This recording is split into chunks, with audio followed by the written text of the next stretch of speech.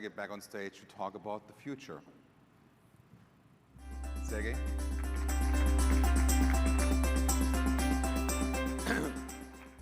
Now I have a new role, and in my new role, I can talk as long as I want and show as much information as I want on any slide, and can practically talk about topics as crazy as I want. And that's really great because everything else is done by Patrick. Right, so first I wanted to talk about current trends. Not all of the trends, but just the trends which affect you. So the first one is very current. It's a global semiconductor shortage. And that definitely affects all of us because it's hard to buy hardware right now. And you should think about it whether it affects your business, because probably people will buy hardware at a sort of a much less pace right now. And that could affect your business a little bit. I think it will take probably around 12 months before this goes back to normal.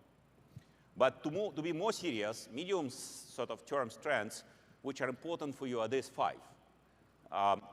For overall our service providers, of course, for some of you, only local trends matter, but edge computing, of course, is getting there. Global localization, everything is separating, and everything is becoming per territory, per country, per island, and even per city. Smart devices are surrounding us, and inevitably, all devices are going to become smart. Machine intelligence is getting to everywhere, and then, of course, there is a major problem with IT talent. There is not enough IT talent to manage all of these devices. To talk about it in more details, data and compute are getting closer to users. This is just one example. This is a machine which can do just about everything, harvest and manage the plants. It's a smart machine. This machine operates in rural conditions. The internet is not perfect. Having it managed by the cloud will make this machine most of the time not functional. So the consideration for edge computing are very simple. So first of all, there is a lot of data, and there is a lot of requirements on latency. A lot of machines around us are real-time. Latency is not going to get better. The speed of light is fixed. And then, of course, the amount of data is getting much more, and the networks are not catching up. Then, of course, the second thing is that there is just the fact that there are so many devices in each building which actually most of the time communicate between each other and most of the time generate reasonably useless data which need to be produced locally. In every building, in every campus, in every city, in every part of the building, you have devices. Then, of course, COVID accelerated the fact that people want to localize, because during the COVID, we realized that without IT, we cannot survive, and it needs to be fully functional at all time where we are, and it needs to be real time the same way as we are. Then privacy is a major concern. I always talk about privacy. I started talking about privacy since I came to run Acronis 8 years ago, and I think we're still far from solving this problem. Privacy is about freedom. Privacy is about knowledge. And if we send the data over the internet, we ultimately lose our privacy. Even in case we encrypt it, the data could be recorded, and by analyzing encrypted data, you can extract quite a bit of information, and eventually you can decrypt it. And finally, there is a concern about security. A lot of the devices have such data that is very, very problematic to send. And so edge computing is spreading, and there is a lot of problems to solve with edge computing. Then global localization. Just a reminder, this is the world right now, and there are 195 countries, 48 independent territories, and about 100,000 inhabited islands. If you try in every country to count different territories which manage this territory differently, we will easily multiply this number by another factor of 100. So we're talking about a lot of places where the data and devices are. And that, of course, is important because it's happening because these territories want to have full control. Today, we have physical borders for all of us. But there is no borders for TCP/IP packets. I think it's just a matter of time before these borders are actually going to be legitimized in pretty much every country. People talking about Great Firewall of China, there are great firewalls on almost every country, including probably even this great country, because you have to know where the packets come from. Then another thing which is interesting, we have all these global companies, and these global companies, they're seemingly being run as a one big global corporation where IT was decided in a central IT organization. That is going to change because all of these global local enterprises, which in many cases today are not huge companies, but actually reasonably small companies, they will have to run their offices differently. That's a great opportunity for many of you service providers, because it's just only going to become harder for them to have a centralized IT organization. Another thing to remember about global localizations, people always forget that only 18% of the world speaks English. And so IT has to be not in English, has to be in local language. You know, one great example I always have is that there is only 14% of people in India who speak English. Other people don't speak English at all. And I believe, as such, we have to adapt our services, our support, and our products to be local. And of course, there is all these considerations about security, privacy, enforcement, and so that means that separates the world to many territories. Then smart and digital devices. I think it's a simple situation. It's just a matter of time before people will actually stop knowing how to produce not smart devices. This is, IWC watch, which is produced in Schaffhausen. And, IWC watches can have up to 400 parts. And interesting thing about Swiss watches is that Chinese can do and can copy just about everything, but they don't bother actually copying Swiss watches. They actually make their own watches, but they buy parts from Switzerland because they don't have the expertise making Swiss watches. In the future, people will not have expertise making non-smart devices. That means that you will have smart devices everywhere. That means that every device which surrounds us will be smart. This thing will be smart. It will have a computer inside. It has a processor right now, but this thing will be vulnerable to internet attack.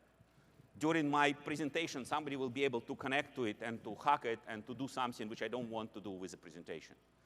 Then I want to remind you about 3 different types of smart devices. So first of all, recently there is a term which was coined in the industry about killware. Killware is about malware which can actually manage devices, which can actually affect human lives, like cars or like infrastructure, and so on and so forth. So this is just a matter of time. All of these things need to be managed. I don't see a lot of our service providers today managing such devices, but that's just a matter of time. Then healthcare is all getting to become digital. All the devices in healthcare are becoming digital. Today, there are still a lot of mechanical devices, but it's just a matter of time when the doctors, for example, stop using surgical instruments, will only use robots to do operations. Robots simply better than surgeons to do operations. And it's better to give a person a robot and to have a program in between having a surgeon to operate this robot, to make an operation. But that means this thing becomes a device which needs to be managed. Of course, industry around us, buildings, cars, roads, factories, airports, railway stations are all actually becoming digital. And so all of that is actually requiring to be managed. And again, with all of that, we have major security and privacy concerns, because now we're talking about intervention of a digital world into a physical world, and from a physical world to a world of humans directly into our health and to our bodies. Machine intelligence, of course, clever machines bring new benefits and new threats. So the clever machines are everywhere. This is just an example of clever machines which are first appeared at home and now in the offices. And the fact of the matter is that there is lots of achievements recently in machine intelligence. Machine intelligence is a field which exists for just about close to 70 years, right? So in some form, but there is a major revolution and evolution and developments in machine intelligence, which are happening right now, partially because people use machine intelligence to actually improve machine intelligence. What can you use it for? Well, very simple 2 things. That's what we do in Acronis. For anomaly detection, any kind of anomaly, humans are good to spot anomalies which are either not too slow or not too fast. Anomalies which are too slow or too fast, we cannot spot very quickly, and we cannot spot at all, and we use machine intelligence for that, if something is happening over time. And then, of course, routine automation. Why would we actually need IT administrators? Most of the time when I talk to my IT administrator, he recommends me to reboot a machine. Or then he recommends me to disconnect and connect a machine. That could all be done by a machine, not by a human person, who is much more difficult to manage and much more expensive. And again, with machine intelligence, there are new threats, because machine intelligence is much less clever than humans, and it's much easier to trick it based on data or based on other things into making a different decision. And then finally, of course, there is a competition to IT talent.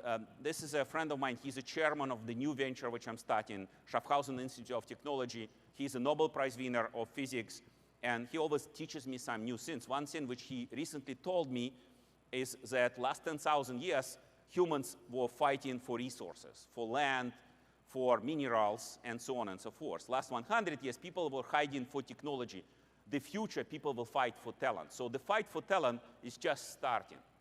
The fact of the matter is all this technology which we invent today require humans to use it and require talented humans to manage it. And so there will be more fight for talent.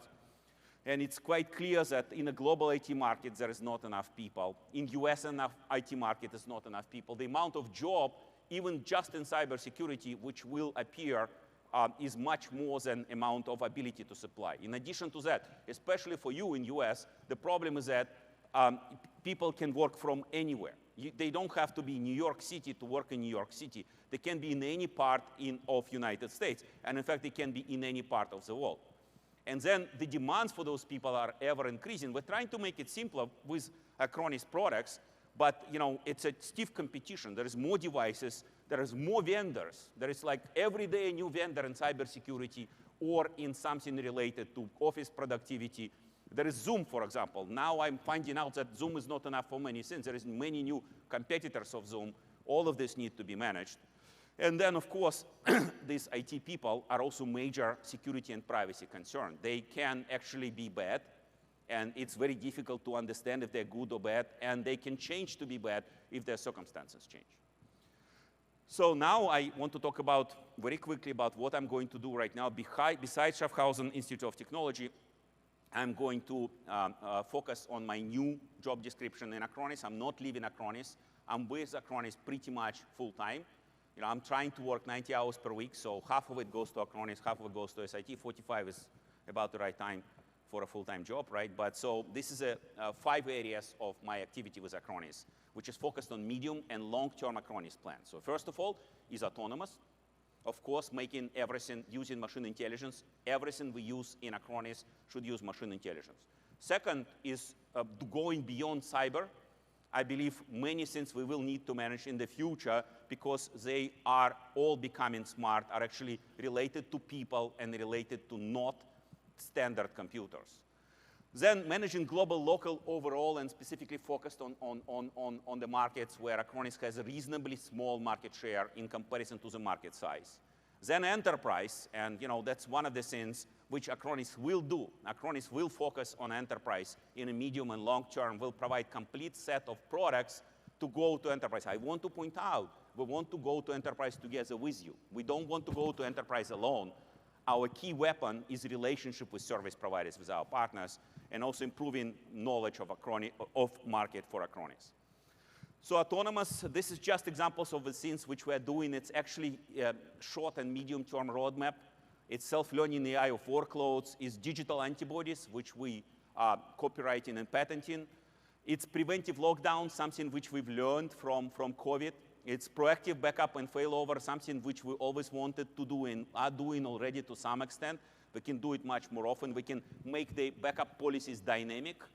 Today, backup policies are static, so you set them up and they're there. What they really need to happen is that backup policies need to evolve according to certain rules, dependent on the circumstances around them.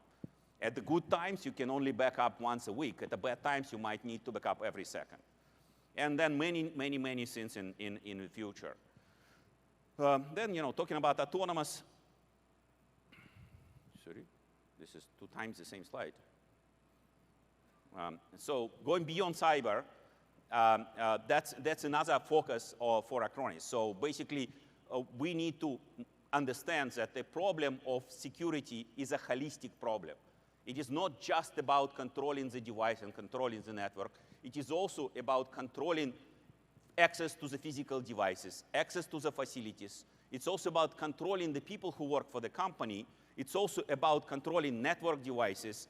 And more importantly, it's about controlling all those smart devices around us. all of those smart devices like vacuum cleaners or fitness machines, they are computers. And if they are penetrated, then at that point, they become a good base for further attacks. And that's what we need to do in Acronis. Of course, enterprise, that's just sort of internal quote from our summit of what we're doing about enterprise. It's not just a single product. It's a different way to go to market. And we have to teach you and teach ourselves how to go to market differently to actually be able to satisfy largest enterprises in the world. Then again, we want to work with service providers. And so any of you who want to try to sell to larger customers, customers which has more than 1,000 people, employees, more than 10,000 employees, I would very welcome your feedback, what we need to do and how we need to help you. And again, it's not just about products, but it's also about what we do together to go to market. Then there are starting geographies. Of course, we have started this in the places where we have the most market share, which is German part of Europe and actually Singapore. But we are expanding it globally. Then, of course, to sell to enterprise, we do need to work with analysts.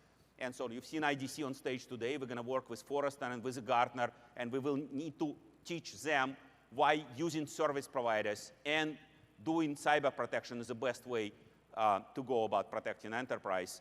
And many, many features of integration with slightly different products and softwares. Global local initiative. This is, again, it's part of our internal strategy, which we are happy to share with partners. It is about the fact that we need to manage all of the data centers globally, to have geo-redundancy, to provide full control to local service providers. So many of you perhaps focus on your geography, but if you want to expand your business, you can use our local teams in those markets. Also, very important part of our strategy is that we want to provide local disaster recovery. That means local today is in every country and in every language.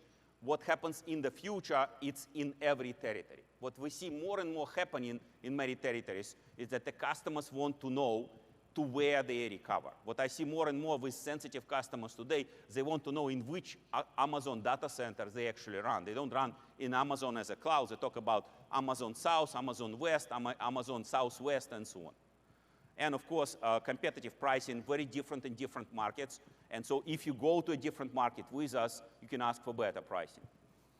Then the last thing which I do as a chief research officer is market knowledge. That's something, again, coming out from our internal offsite, is what we want to be the main center of the world of the expertise about service provider market. We want to know about each type of a service providers. We classify 5. Managed, most important for us. Hosting, very dear to us because of our heritage. Network, which is telco and ISP. Security service provider, which is new market for us with our security products, and cloud service providers. We want to separate them by size, by number of customers, by number of partners, and by many other criteria. We want to understand that each service provider is local. It's local to each territory, and even in case we deal with a single brand in the service provider market, the ways they do business in the different countries or different territories could be different. We want to be able to know all of the dynamics of service provider business. And by the way, we're happy to share this information with you. If you ask about what is happening in your territory, we might give you quite a lot of information. And of course, when we're talking about service providers, we're talking about these specific services. Today, backup, disaster recovery, remote management, security, and hosting. We want to know everything about companies which are offering these services to customers. So, then I can talk about something crazy, and this is a future trends. This is a future trends for the next 10 to 20 years or 30 years. And, the interesting thing about these future trends is quite a lot of those trends, even though I've been speaking about this, the first time I had this future trends slide was 10 years ago, and I was standing on the stage. It wasn't here, but I was passing the realm to the new CEO of Parallels. And interestingly enough, many of the things which I was talking about then has actually happened already. And so general intelligence, quantum technology, intelligent materials, hybrid reality, and live engineering. So these are longer-term trends. Just to update you and just to have fun, general intelligence, this is something which is going to happen in the near future in slightly different way on how it's presented in science fiction movies. So sensory augmentation will be able to feel what robots feel. Agility augmentation will be able to use exoskeletons. Understanding language and emotions much better. Today, in fact, we're quite limited in understanding language and emotions. We understand each other relatively badly, and we can do it better with machines. Brain enhancements, so we have many limitations to our brain today. Our brains, for example, don't remember speeches very well. For example, if I ask any of you to repeat my speech from right now, word by word, intonation by intonation, you will not be able to do it. It's very easy to teach the machine to do it, and it's perhaps easy to enhance your brain with this. And of course, brain-machine interfaces. Quantum technology, again, something you would learn soon a lot. So this is really these 5 parts of quantum technology. Quantum sensors, which are most precise, most power efficient, smallest, and so on sensors in the world. Quantum communication, which is in fact only way to communicate from A to B and be sure that nobody recorded your data. Because as soon as somebody is able to record your data, they will be able to eventually encrypt it if they come up with the right encryption mechanisms. Quantum computers. I've been talking about quantum computers for about 12 years. And right now, I'm a happy investor in this wonderful IonQ quantum computer company, which is public in New York Stock Exchange. And in fact, I've got more than 10x return on this less than 2 years investment. And in fact, many people tell me, this is hype. This is not hype. This company has $15 million in revenue this year and plans to have $500 million in revenue in 2026. And will probably have more than 60 next year. And so it's not hype. It's a real company which provides real computers. And quantum machine intelligence, why is it important? Well, I want to remind people that machine intelligence is a funny thing. Imagine you have just your computer and you use some algorithm to teach it to play chess. Just your iPhone, if you teach it to play chess and it will learn to play chess itself, it will achieve certain level. It will achieve perhaps a level of a reasonably good player, will never get to a grandmaster level, and will never be better than the champion of the world. If you use GPU, you can actually teach the machine today with the right level to play much better than any champion of the world ever in the history, but it will not win against the TPU, tensor processing unit, which is used by Google to play chess in AlphaZero. What is interesting about quantum machine intelligence, it is basically potentially a thing which would allow to teach the machine to, for example, play chess even better than Google AlphaZero. So it's kind of a binary thing. So if once you have a quantum machine intelligence, if it allows you to run better optimizations, it can be dramatically cleverer than any other machine intelligence. And of course, quantum security, such as very wonderful thing, which is never solved in the world of digital security. Once you have a physical access to the device is insecure. With quantum security, you can imagine owner-independent devices, which is I give you my device, but you cannot still hack it, even though you keep it in your possession and you close all the doors, and I don't have access to this device. You will not be able to hack it without me knowing that you hacked it. When you get back to me my device, I will know that you did something to it. Then intelligent materials. It's another sort of fascinating topic. We lived in the world in the past 100,000 years as we exist as human beings, where we've been leveraging existing materials or slight modifications to existing materials.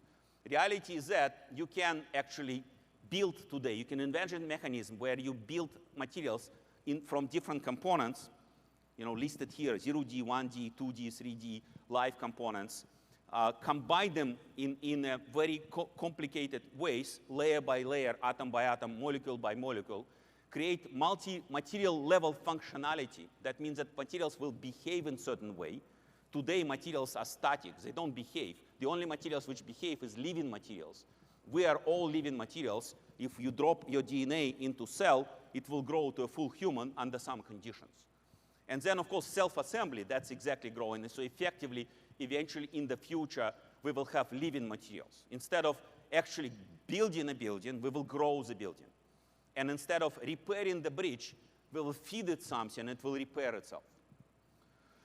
The next, of course, is the hybrid reality. This one is a slow one coming. Just like general intelligence, you may think that it has been promised right around 25 or 30 years ago. But it is slowly happening, and it will happen. So virtual reality, augmented reality, metaverse, enhanced perception will make us all being able to leverage things which we cannot touch. Will make us all be able to be much more productive, for example, working in remote environments. And these things, they happen in sort of a paradigm shift, single step. Once a virtual reality and augmented reality glasses will become the right level of quality, which is just a matter of time, just a matter of maybe 3-5 years, it will suddenly become possible to not have this conference in a physical way and to yet make a full appearance of the conference in the physical. You just have to see it in your glasses. Not today's, and life engineering is the last one. In my link, it's basically this main thing about the fact that we all believe that aging is part of life, but in reality, aging is the worst disease in the world. There is this book I recommend all of you to read. It's actually 2 years old book, but it's still pretty current, and it talks about the fact that over time, over the next 10 years, many countries will accept that aging is a disease. We're all sick with aging, and so you can use machine intelligence to significantly improve drug discovery. You should apply a multidisciplinary approach. There is a lot of efforts in cellular engineering. There is a lot of efforts on making healthcare more difficult, and so as a result, we can slow down aging. I think in the next 25 years or 50 years, people will start living hundreds of years. And again, all of this comes back down to what you guys do. And I was thinking, what does it mean for you? So future is different and diverse.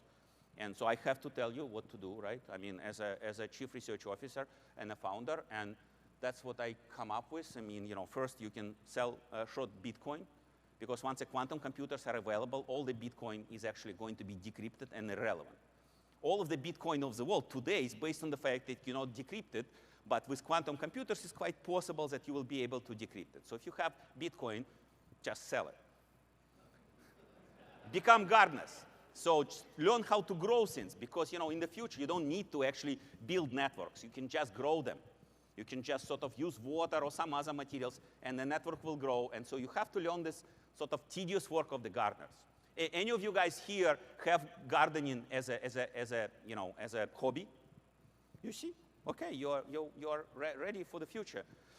Book a space in hybrid reality. Today, hybrid reality is free, right?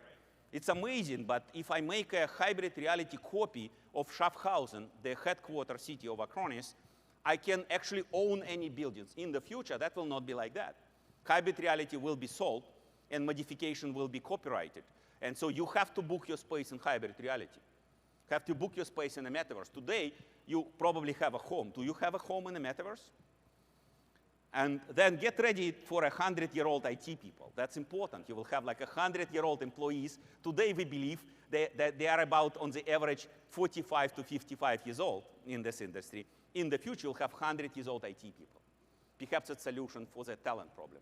And finally, you will have a much better situation. You don't need actually to be replaced by a CEO. You can be replaced by a robot. When I've shown this slide to Patrick, he actually complained and asked me to put it not replaced, but augmented. So the CEO will be augmented. So that will be for sure a good decision to have a new CEO. Well, to be serious, we have to always stay ambitious, but stay pragmatic. And so I just want from my side, still me and my partner have close to 50% of shares of Acronis, more than 50% of voting shares. And so what I want you to do, just this simple 5 things. So first of all, use Acronis Cyber Platform. So try to develop applications and modify applications on top of Acronis Cyber Platform. Then use Acronis Academy. Acronis Academy is using the software which I built in SIT. I'm highly interested in making Acronis Academy by far the best learning academy in the world. I need your feedback. We're ready to train your people in just about everything, both in Acronis and in my new venture, SIT. Sell advanced packs. Selling advanced packs will generate natural flow on requirements on Oleg, who is very proud to talk about, our CTO and our chief product officer, on what we need in advanced pack. Today we have, couple dozen in the roadmap. We can build more advanced packs. We can make them better. We definitely feel that advanced pack users are much stickier and much more profitable for both for you and for us. Increase your CyberFit score. We are very, very serious about this CyberFit thing. Just to make sure that I'm serious about it, I have to remind you that when I came to run Acronis, there was a problem of thinking that I'm only there for 6 months and I'm going to be only changing myself to somebody immediately and then selling the company for peanuts. To accomplish convincing everybody otherwise, I made a tattoo on my shoulder. I have Acronis tattoo on my shoulder. So Acronis will stay with me for life. I'm not leaving Acronis unless they actually eliminate the tattoo. Now with CyberFit score, which is a weird thing, I have another tattoo now. It's a CyberFit here, so it's not going to go away. I want everybody to be CyberFit, and we can pay for your tattoos. Here in Miami, I made my first. If you want to make a CyberFit tattoo, we'll pay for it. And let's sell to enterprise. Help me to understand how to sell to enterprise better. We have all these enterprise companies like Veeam, like CrowdStrike, like Palo Alto Networks, how to defeat them together. How to not defeat them by us, but how to defeat these CrowdStrike guys and these Veeam guys and these Palo Alto guys and the other guys, Veritas guys, and so on and so forth, together in a large enterprise.